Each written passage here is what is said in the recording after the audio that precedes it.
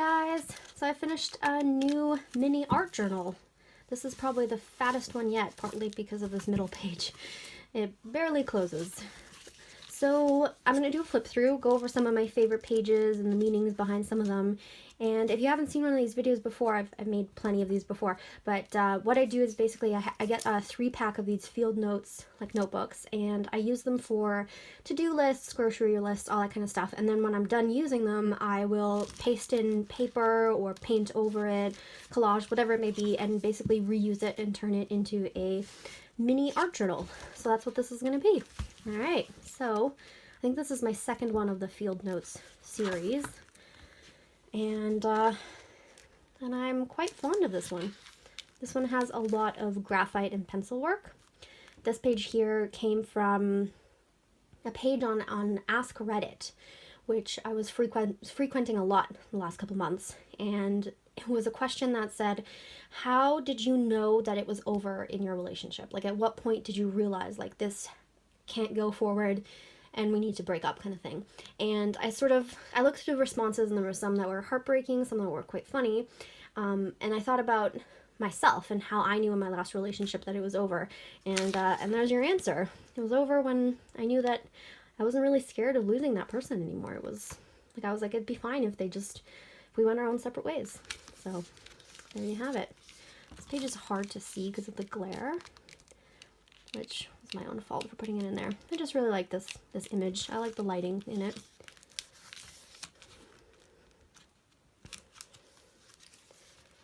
Yeah, it's the springtime, so there was been a lot of floral kind of themes in my work lately. And this one came from, I think I started it, when did I start it? February? Or January 14th, and up until May 7th. This is probably the one that took me the longest to make, actually. So yeah, beginnings of spring and the ends of winter.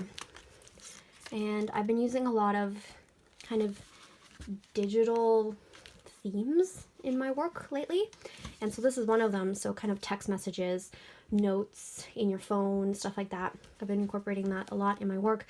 And I realized I have a lot of screenshots of some of my favorite text messages. And this was one I sent to a friend who moved across the world, and realized that things weren't going as well as she had hoped. And this was just a message that I sent her. Yeah, lots of pencil work in this one, which I've really been getting into lately.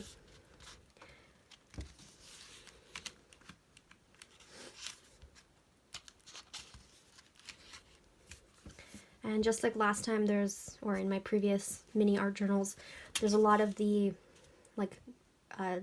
cut up books and pages in books that are being recycled or thrown out.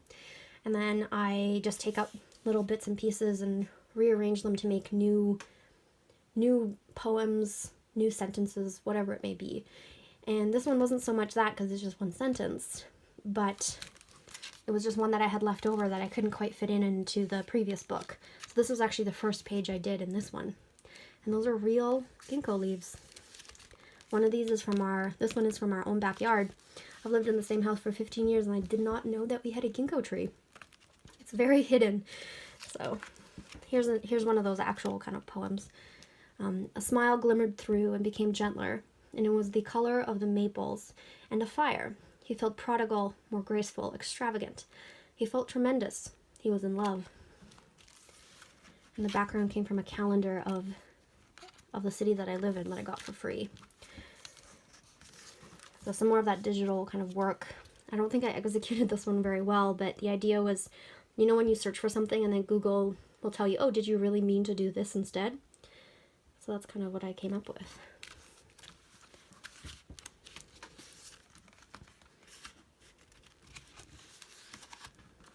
This mini art journal actually has 2 of my self-portraits, and this is coming from someone who hates to do self-portraits. This is one of them. Next one's coming up shortly. And I hated to do self-portraits because when I went to art school, it wasn't really art school. In fact, I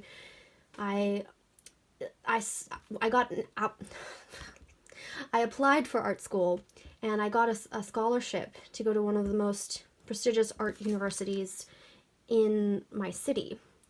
And I turned them down, and it's a bit of a weird story. but I still wanted to do some art courses. So when I went to university, I ended up getting my degree in something totally different, but some of my electives, I did some art classes. And of course, anyone who's ever done any sort of art classes knows there's always one point where they say you have to do your own self-portrait.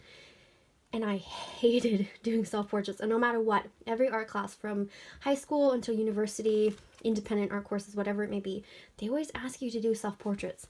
I hated them. And now I'm sort of slowly, now that I make art on my own terms, I've been kind of making more of them for myself. And it feels quite different and quite nice, actually. So this is the one that, since it's got like 4 layers, it doesn't really close. And I wrote this on my typewriter. So sometimes I feel like a machine that needs to constantly be churning out content for the internet. Sometimes I wish I was strong enough to make ugly art that I desperately want to make. Sometimes I wish it were easier to make mistakes. The worst part is knowing that I pigeonholed myself. I made it known that I make art a certain way, and that's why people follow me. Going back on what people expect feels like I'm betraying the people that amount to the reason why I created in the first place. Sometimes I wish I was stronger. I mean, that one's pretty self-explainable, but, you know, sometimes I just kind of want to start a whole new Instagram account and do something completely different. I think every artist feels that way, though. This one sort of follows that. This is another self-portrait. And the question was, sometimes do you ever feel like the pursuit of art is a complete waste of time? And I know I feel that way a lot. Because I think, well, I have a couple of followers on Instagram. I grew my account. I spent a lot of time on it. I love to create art, but is it all worth it? Like, what does it gain for me personally? And I mean, financially, it would be great if I could make actual money off of my art, but that partly isn't what I want to pursue, and partly is it's so difficult, you know, like it's so difficult to have a financial sort of future in the artistic world. So I constantly ask myself, am I wasting my time? This one, I wasn't really sure what to do with this page, but I came across this, one of these, you know, weird fears, thalassophobia, which is an intense and persistent fear of the sea or sea travel. So people that are like afraid of oceans. And I ended up, when I was kind of Googling this and finding out more about it, there was a bunch of people who posted videos of like the inside of like looking out at the ocean from the inside of a submarine, or seeing like someone look off from the edge of a ship and throw something in, and you see it like slowly sinking into the water.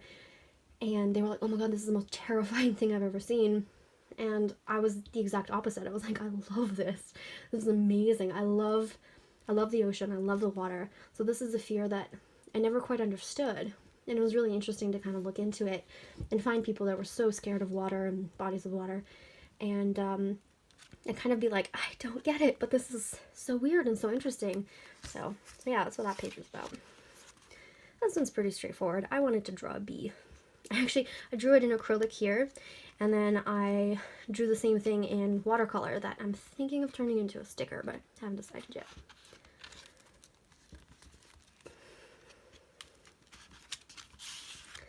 This is a coloring book page, and I didn't really color. I did do the black background though. And again, more spring floral kind of ideas. I know a lot of people are like, you're supposed to read from left to right, so this is our big you bad, and so on. Like, no, are you scared of the big bad wolf? And this was Jodie Comer, I believe her name is, and she plays Villanelle in the show, what's it called? Killing Eve, that's what it's called. And I love her. I think she was so skilled in that show. I think she just put on such a good performance. So I kind of love her. Some more moths. I think that's become a theme in my mini art journals. Each one has a moth at some point. Some more spring ideas.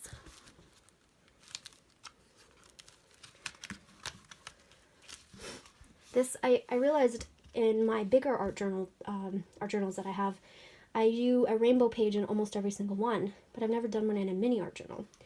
So I kind of decided to do that here. And also use up some of the paint that I have because I'm desperately trying to like use up all of my art supplies, or all of the art supplies that I don't use very frequently. And you can see here at the back, this is taped in place. Same thing for the front. That's because the cover came off. The whole thing just decided to give up. It's because this book is just so thick. And a lamb sticker that I got. So yeah, that's this art journal, mini art journal that I finished. It's going to join, I think I've got 4 more that are finished, and I've already started on the next one, which is going to be the last Field Notes East Coast series that they've had. So hope you guys enjoyed this, and subscribe if you'd like to see more flip throughs or more artistic videos, I suppose. And leave me a comment. Let me know if you have a favorite page or what you thought of that. Thanks so much.